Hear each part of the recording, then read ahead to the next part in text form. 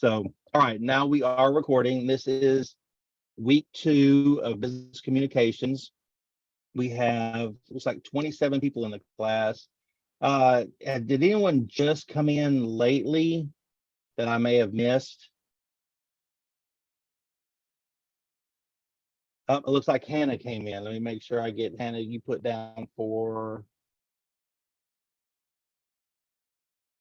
you get your points. I don't want to miss anyone if I can help it. So, and this is 27 out of 38 people. So that is pretty good for these classes. And I appreciate everyone for showing up.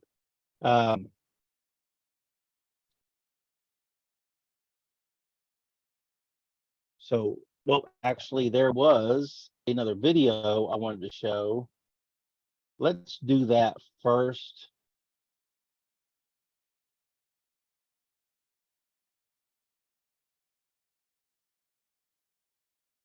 And I will get that started cranked up.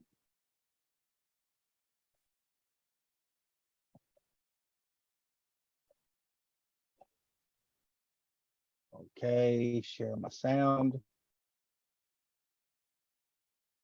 Oh, share screen. There we go, screen 2. Share, and then make sure I share sound.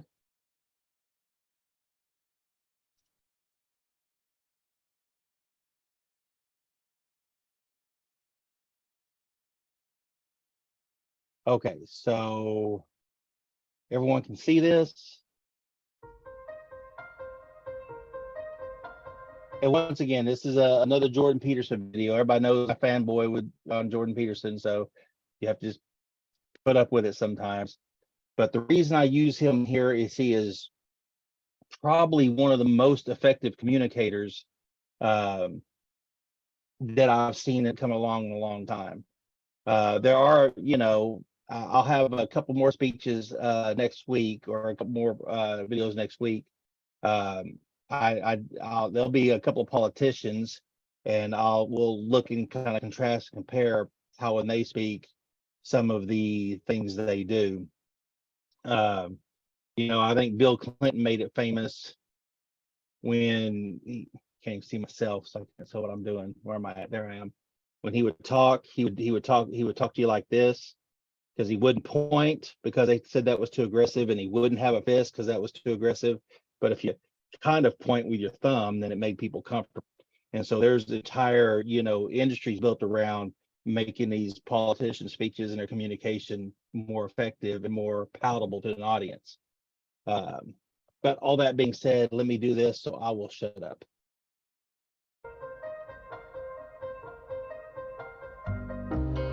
So you guys can hear, right? One way of conceptualizing yourself is that you're one speck of dust among 7 billion.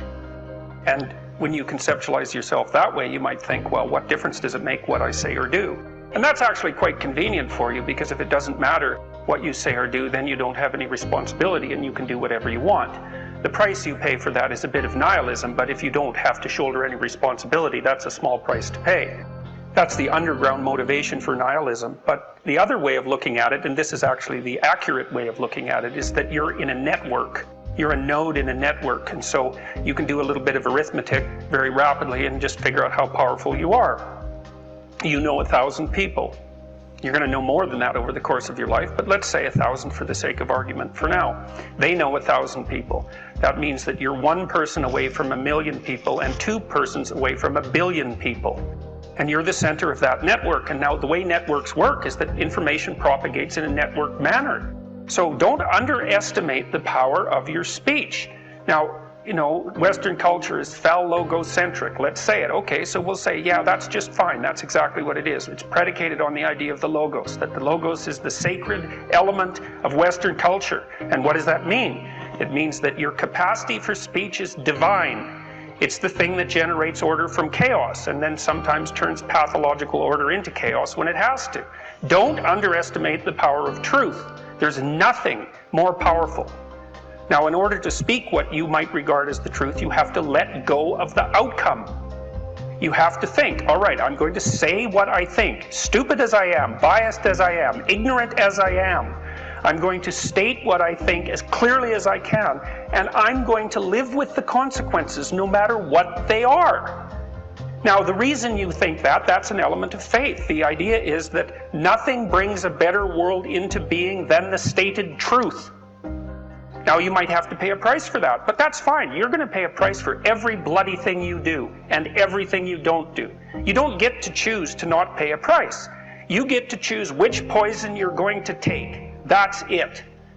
So if you're going to stand up for something, stand up for your truth. It'll shape you, because people will respond and object and tell you why you're a fool and a biased moron and why you're ignorant. And then if you listen to them, you'll be just much less like that the next time you say something. And if you do that for 5 years, you'll be so damn tough and articulate and able to communicate and withstand pressure that you won't even recognize yourself. And then you'll be a force to contend with. And you don't get to wait, and it's almost impossible to provide people with enough protection so that they feel safe to speak. Okay, so we'll address that directly. It is not safe to speak, and it never will be.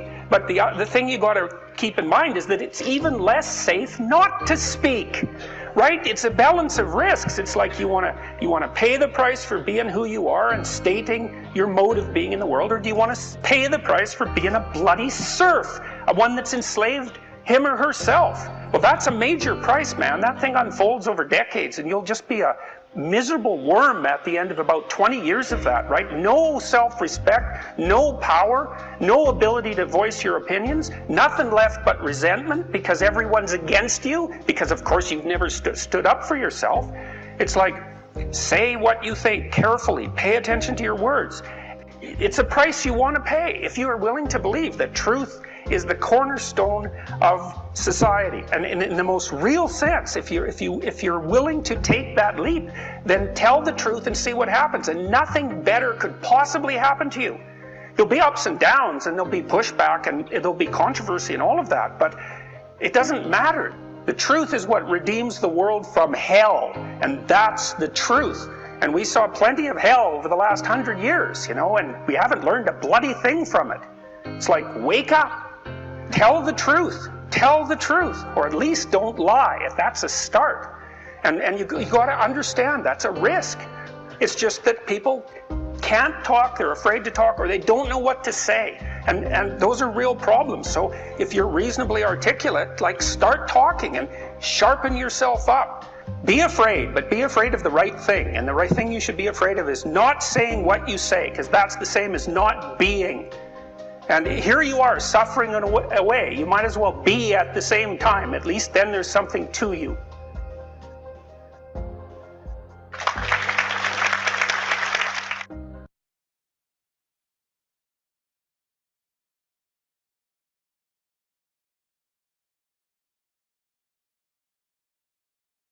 Okay, and I know for a lot of people that seems a little exaggerated, but most people are afraid to speak or speak out or speak up for many, many, many reasons.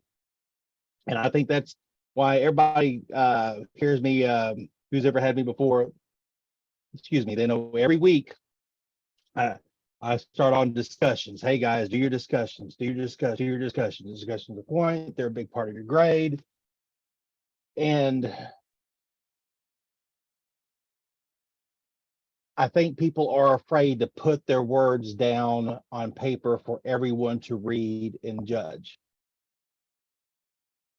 And I think everybody has that fear, at least on some level. Even people who are experienced writers and experienced communicators, you know, I think there's still that they worry a little bit about that. But one of the things I always tell people is you don't have to feel as self-conscious as you are when you go to write these discussions. Because number one, you're going to be your own worst critic, right? You are going to see things in what you wrote or how you express yourself that you just like that people will never ever notice. You know, it's like when you're walking down the sidewalk and you trip and you look around afraid everybody's looking at you and you realize nobody even saw it. You're embarrassed for yourself because nobody ever noticed. and because in these discussions,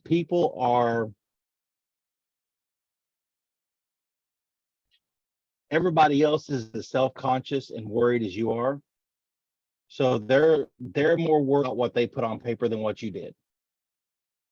Not to say that you won't make mistakes and say something that's completely out of this world, or somebody may jump on it, but like Jordan Peterson said, you have to withstand that onslaught, take in that feedback, and become much better for it. So these discussions, don't let them scare you. And I'm not out to hammer you on them. These are just exercises in how to communicate and how to write effectively.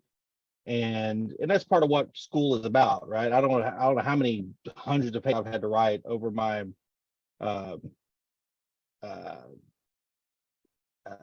academic career and going to school, and then all the other stuff I do on the side and all the speeches I've had to give and I've had to write. And you want to really feel self-conscious is, make yourself put something down on paper that stand in front of 3,000 people and then say it. Because if you think you judge yourself harshly before, wait till just all eyes are on you, and suddenly you really begin to second guess what you wrote and what you're trying to say and what you're trying to express. So it is tough, but in the end, this makes you better at what you do.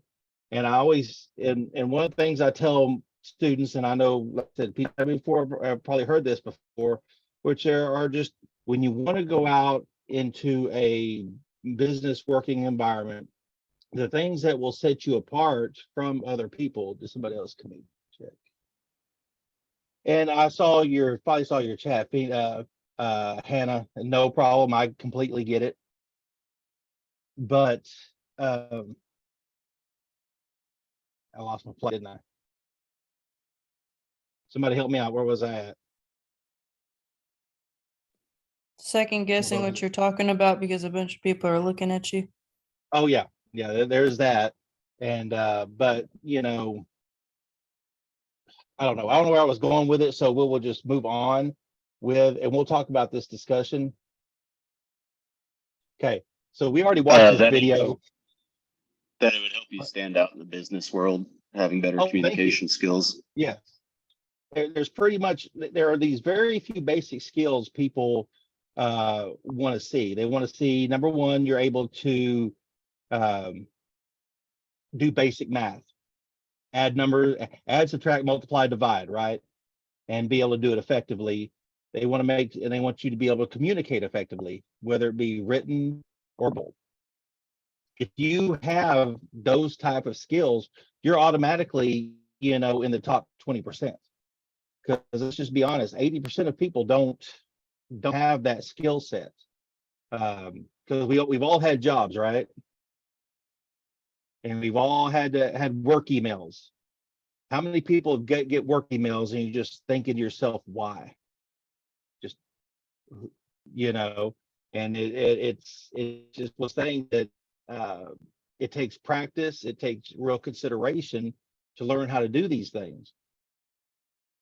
And they don't come instantly, and you're going to be self-conscious and you're going to worry about it, and it's going to cause you some sort of anxiety and distress. But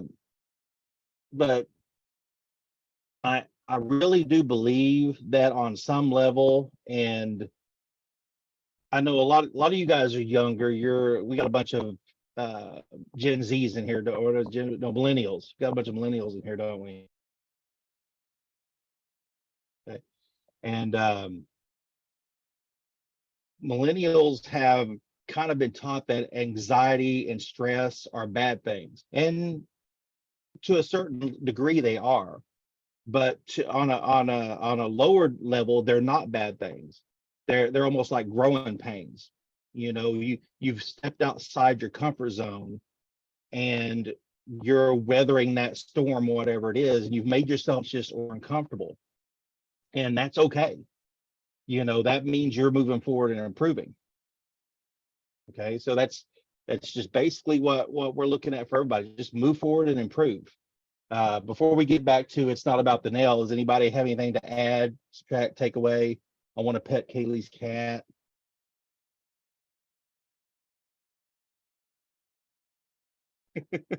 I do. A big old cat. But She's a rescue and she's a big baby. So that's all right. We have our dog Tonk, she's 107 pounds and she's a great big yeah. She's very invasive, and since she has the head the size of a Volkswagen, when she wants you to love on her, it is right here. So, or when she's hungry, or when she has to go to the bathroom, or whatever it is. So she gets her way usually. But anyway, back to it. Anybody have anything to add, take away, say? Anybody have a story? I A have positive one that's a right at, negative one? I have one that's right at 200 pounds. Wow. He's a Turkish Kangal. Let's say that's not your dog, that's your husband. Be nice. Right? Gosh. Just because you make him sleep in a doghouse doesn't mean you talk about him like that. But yeah, what kind of dog was that again? Because I'm gonna actually look that up after we get done here. Yes, please do. They're gorgeous dogs, but they're mean. They were bred for bears and Really? to protect wildlife in Turkey. Not wildlife, domestic animals, Okay. sheep. Oh, okay. Well, yeah. What kind of, okay, we'll sidetrack here, but what kind of lifespan do they have? Since being such a big dog, are they one of the short lifespan dogs? I think, what kind of lifespan do they have, Doc? Huh? 10 to 12? No, 15? 15 to 17. 15 to 17. They're a very hardy breed. Really? A long life, they rarely ever get sick. Now this one's had a spinal injury, and it kind of stunted his growth a little bit. They should have went 250, 300 pounds. Well, I always wanted a bull mastiff, but I don't have the heart to only have a dog for like 6 or 7 or 8 years before Right. their health gets so bad and they're old. And yeah. These Kangals So are very smart too. It's like they have a mind of their own. They're almost human intelligence. Well, that sounds awesome. So anything else before we're going to watch the It's Not About the Nail video again. I know we've all seen this, but the thing is freaking hilarious anyway.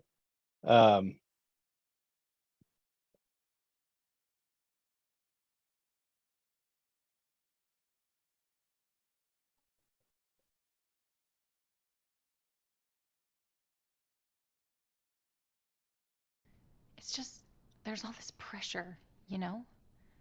And sometimes it feels like it's right up on me and I can just feel it, like literally feel it in my head, and it's relentless. And I don't know if it's going to stop. I mean, that's the thing that scares me the most, is that I don't know if it's ever going to stop. Yeah.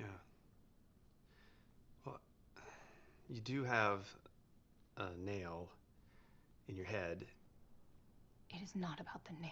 Are you sure? Because, I mean, I'll bet if we got that out of there. Stop trying to fix it. No, I'm not trying to fix it. I'm just pointing out that maybe the nail is causing. You always do this. You always try to fix things when what I really need is for you to just listen. Yeah, see, I don't think that is what you need. I think what you need is to get the nail See, you're out. not even listening now. Okay, fine. I will listen. Fine. It's just, sometimes it's like there's this achy, I don't know what it is. And I'm not sleeping very well at all. And all my sweaters are snagged. I mean, all of them. Yeah, that sounds really hard. It is. Thank you. Ow! Oh, come on. If you would just. Don't. Try to see things. I don't know why I find that so funny.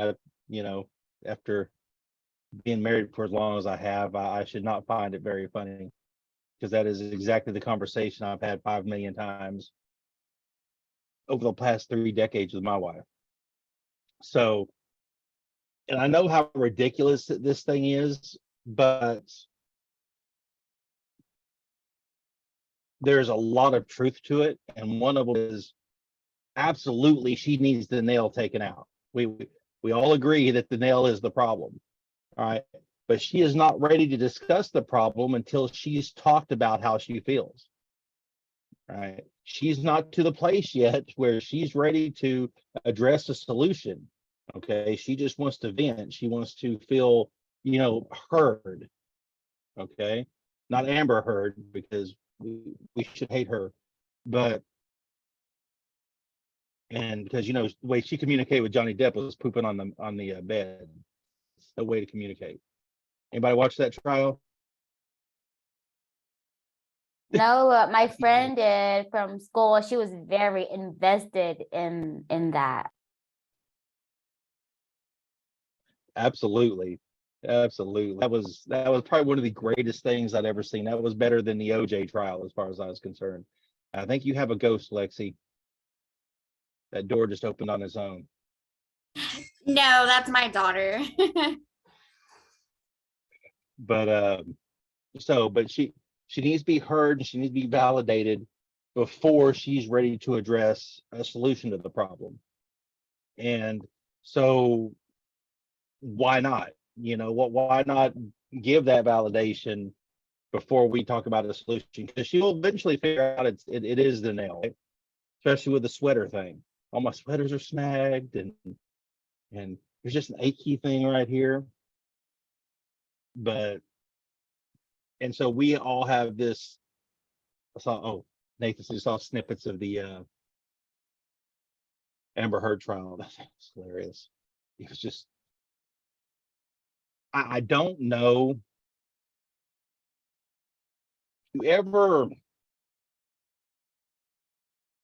Okay, to go along with this, I'm a huge, political file. I follow everything political.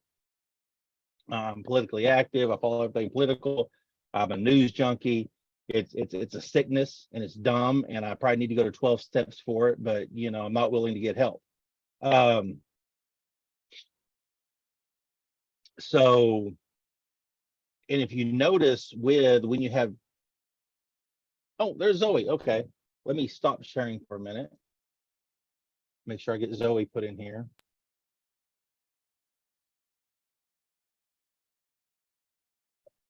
I'm just glad you showed up.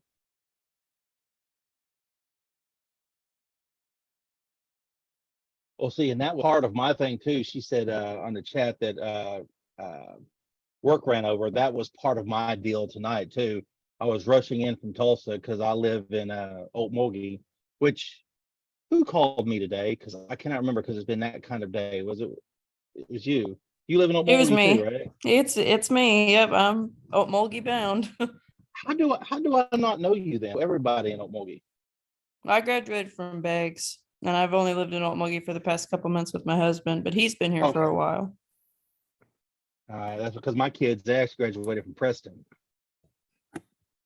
Oh, I graduated in 15. I have to see. Means my daughter graduated in 15. My son graduated in 15. Yeah. We probably went to tech together if he went. He did for a little while. In fact, my wife is the assistant director of financial aid over at OSU IT. And my daughter used to work in admissions, and then she worked in the heavy equipment as an administrative assistant. So yeah, I used to teach there back in the day as well. So yeah, pretty strong stuff going on here, and we're all sorry for that, because it is kind of, the whole town is kind of the hood now. Yeah, that ain't no lie. No, not my part of town. Not my part of town. My part of town's good. Well, we're like off 10th and Ohio area, which so it's not too bad. But still, if you leave your window open at night, it sounds like downtown Detroit out there. So it's a little off-putting. So let me get back to our discussion. So about the nail. Now there are some things that when you guys talk about that this week. Now remember, the original post is due by Wednesday at 11:59. That way people have something to reply to, right? 300 word minimum for the original post and 100 word minimum for the replies.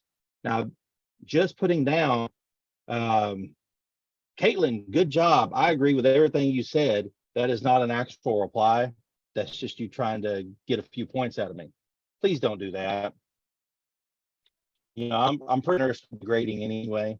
Although I do make mistakes every once in a while. I feel like your grade was a mistake. Let me know. Tracy graduated in 1988. Was it 1888 or 1988, Tracy? Actually, I graduated in 1989, so I'm only a year behind you. I have a question on the discussions. Yes. Do we have to follow like a rubric? Like, do we put our name, the class, and then your name?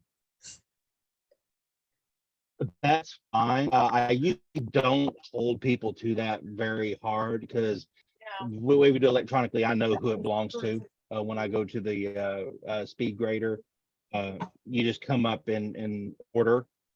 So that's not it. One thing I do ask, if you are going to reference an outside source, please notate that at the bottom.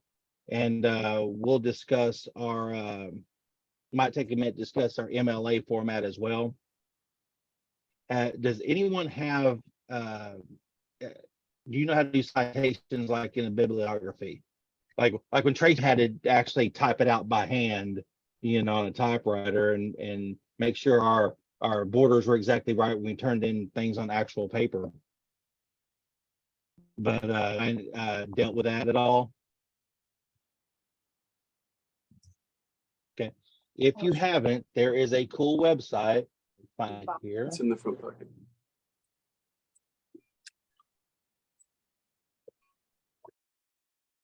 It is called, and I will bring this up. Let me share so everyone can see it. All right. It is called citethisforme.com, CITETHIS or ME.com. And this will give you the proper way to All right, I'm gonna let you go feed this baby. citate your work. Love you. Bye. I'm gonna mute Hannah there. There we go. And so instead of having to sweat how to do all this, you go, and once again, it's called Cite This For Me, ITE, as in citation. If you pull something up that you want to add, you feel like is pertinent to what you're writing, like in a website, which is mostly what we're going to go to, and you can type in the website, and when you hit search, it should hang it up for you. Hit cite, continue,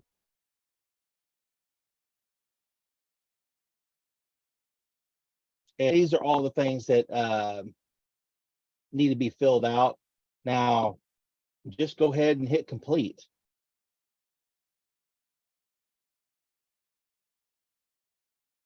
And what you get, oh, that's Harvard, but make sure you do MLA. And what you get is you get a citation right here, the way it should look and in the right format. And then you can hit copy it and then just paste it to the bottom of your thing, your peer post. It's or your original post, which whatever you're using it for. It's a pretty good tool. If you don't get it exactly right, once again, that's not, you know, we're not writing these scholarly papers that need to be judged, you know. Oh, EasyBib. I have not used EasyBib, but we will go to it and see.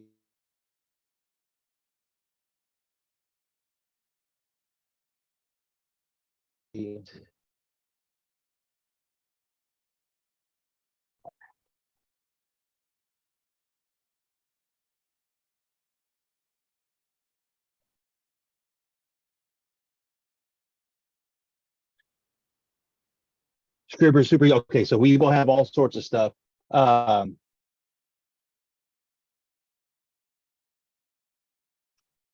So there's, let me see, Grammarly, EasyBib. Okay. Also, is anybody using Grammarly? Anybody? Okay, yeah. I have it that's on my just- computer, if you but do I not haven't really used it that much. use Grammarly, even the free version is wonderful.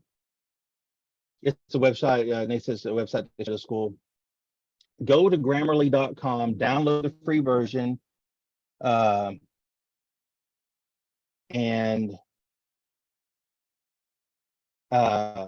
there's an add-on that you can use on Word, Google Sheet, yeah, Grammarly is amazing. You're right, Sydney. And an add-on for your web browser as well.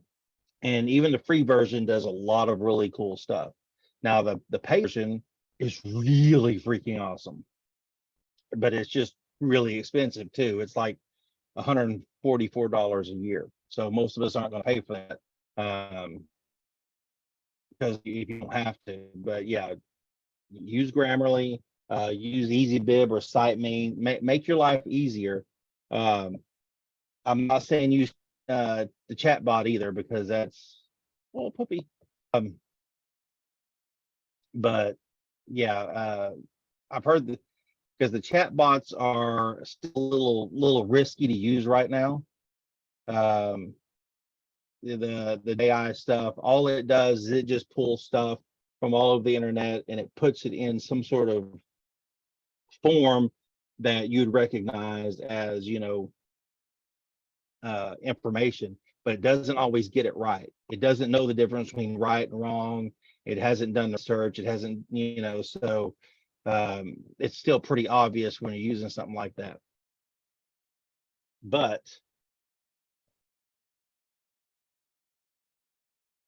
so when we go to this one, there's some questions that have to be addressed. Was it some type of interference? When we're talking about, was it the nail, or it's not about the nail?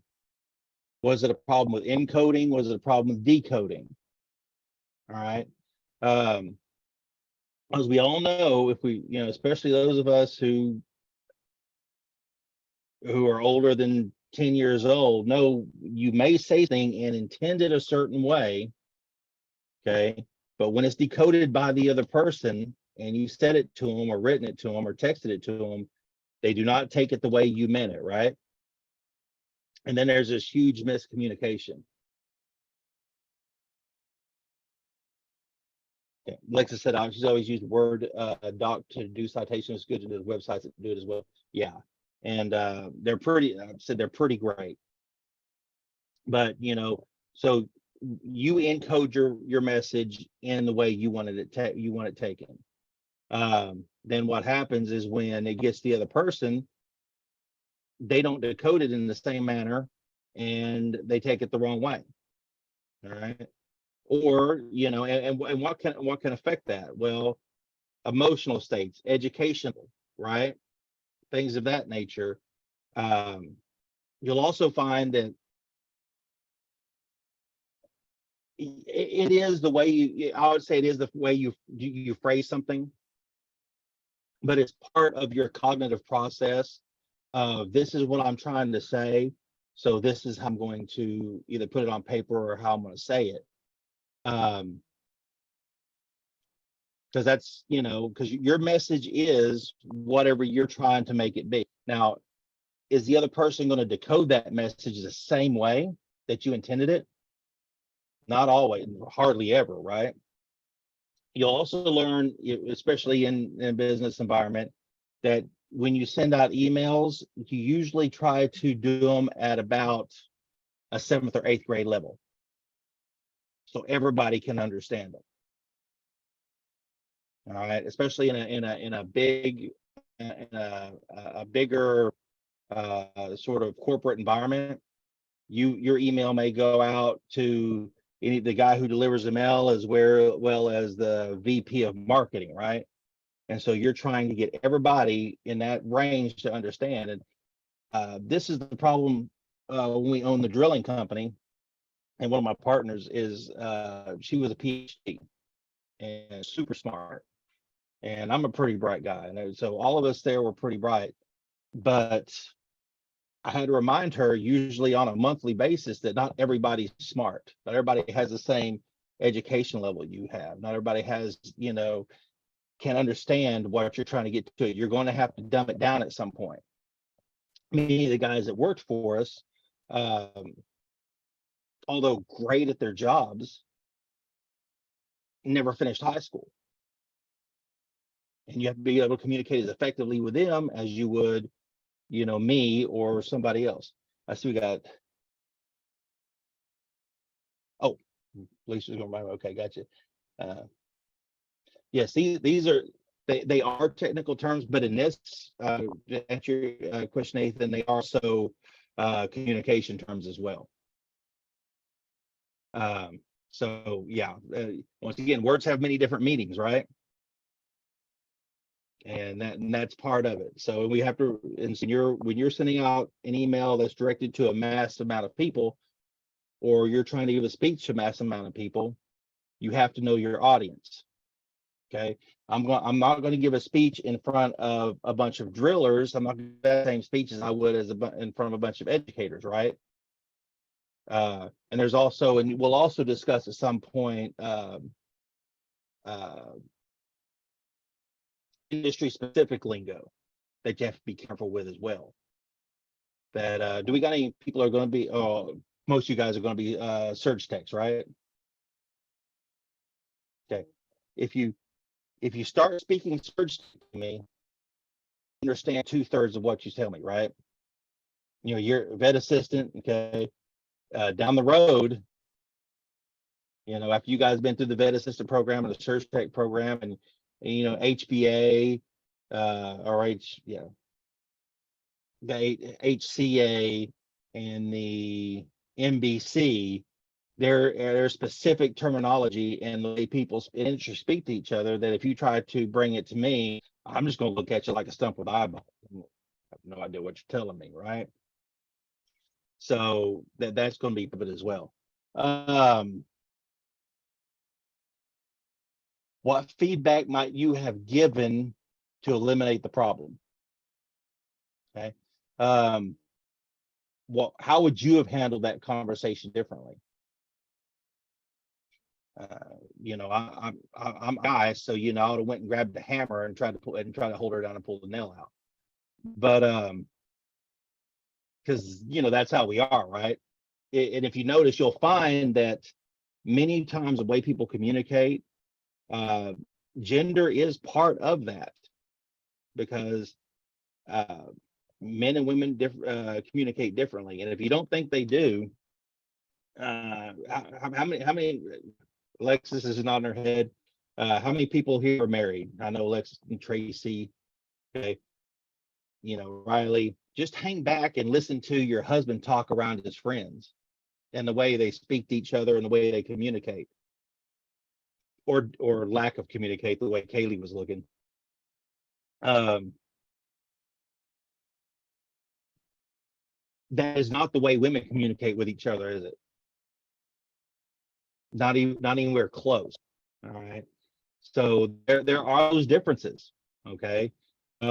There's that research, that once, well, number one, women, you guys mature, you women mature faster than we do, right? It takes us about 30 years to mature, where it takes you guys, about 22 ish. Some of us never do. Just say, Alexis, some of us never do. Give or take.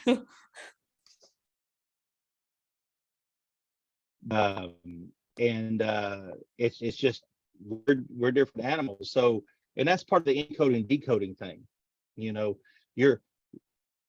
If you try to communicate with me the way you would one of a female friend, I'm not going to be quite. It's not going to be quite as effective, is it? Or God forbid, what if I'm over here trying to talk to Alicia like I would one of my old buddies from high school that I played football with? That would be a disaster as well. So just remember that there are those differences as well. And you'll find that one of the biggest differences, if you, and everything I talk about is kind of on a bell curve. Everybody remember the bell curve? We have to have a little talk about the bell curve at some point. But what it is I kind of live right on the bell curve. Not all women are this, not all men are this. You have your outliers, but right in the middle where most people live are very similar. There's a lot of things similar. And one of them is women usually care more people and men care more about things. Normally, right? Okay. For like my wife, her car is a means of transportation to get her from point A to point B. Go to work, go to Walmart, go do whatever she wants to do, but it is a mode of transportation. For men, a car is more than just a thing, right? Very much more. It's a statement on us. And if you don't think it is, look at the guys with the great big lifted trucks and those testicles hanging off the back. Everybody's seen them. Don't act like you haven't. All right. If you don't think that's a statement, then of whatever. Okay. So keep that in mind. Or the women with the eyelashes on their headlights. Big long eyelashes. You seen those? They are freaking ridiculous. They are as ridiculous as scrotum on the big trucks. I'm just telling you. But what lessons can be learned from this miscommunication? And one thing I say in this class as well, and I think I said the first class, which is when there's an actual discussion going on between like my wife and I, one of the first things I've learned to ask is this are you just wanting to talk, or do you want me to fix it? Okay. So I need to know the parameters of how to move forward with this discussion right off the bat. If it's just like she wanted in the video, I just want you to listen and empathize with me, I'm completely down for it. I just need to know that.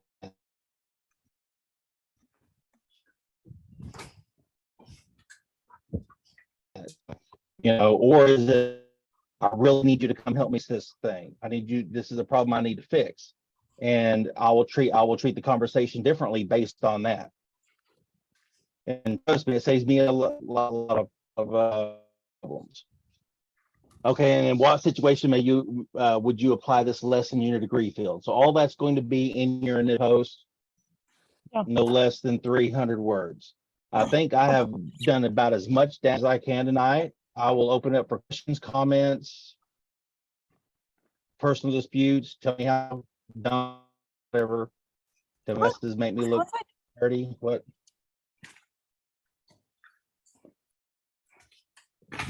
So, anybody, anything?